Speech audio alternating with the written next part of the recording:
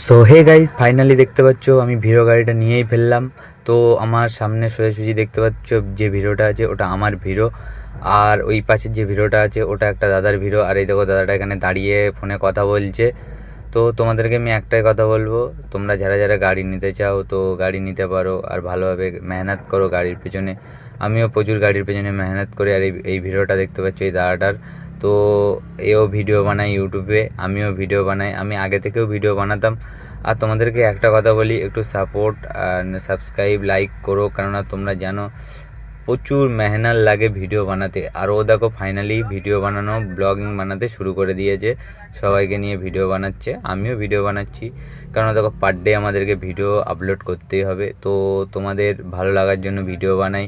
আর আজকে আমরা গুপ্তিপাড়া ভ্যাসাল পার হচ্ছি, পার হয়ে যাব ডাইরেক্ট লোডিং পয়েন্টে। আর আজকে আমাদের সাথে আমাদের মালিকও ছিল, তো বলছিল তাড়াতাড়ি চ লোডিং করতে হবে লোডিং পয়েন্টে, কেননা মালটা জলদি জলদি ডেলিভারি করতে হবে।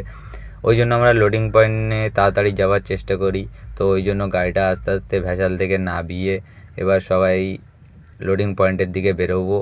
তো দেখো ফার্স্টে আমার ভিড়োটা নামছে, তারপরে পেছনে আছে ওই দাদার ভিড়োটা। আর দেখো দুটো ভিড়ো যাচ্ছে, হেভি সুন্দর লাগছে। তো তোমাদেরকে একটু রিকোয়েস্ট করছি, একটু লাইক কমেন্ট করবে। আরে দেখতে পাচ্ছ ওর ভিড়ো, ও নিজেই চালায় আর আমি একটা দাদাকে নিয়ে চালাই।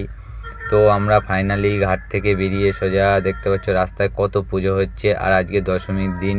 তো তোমরা যারা যারা দশমীতে ঘুরতে বেরিয়েছো তোমরা অবশ্যই দেখতে পাবে আমরা গুপ্তিপাড়া হয়ে গেছি।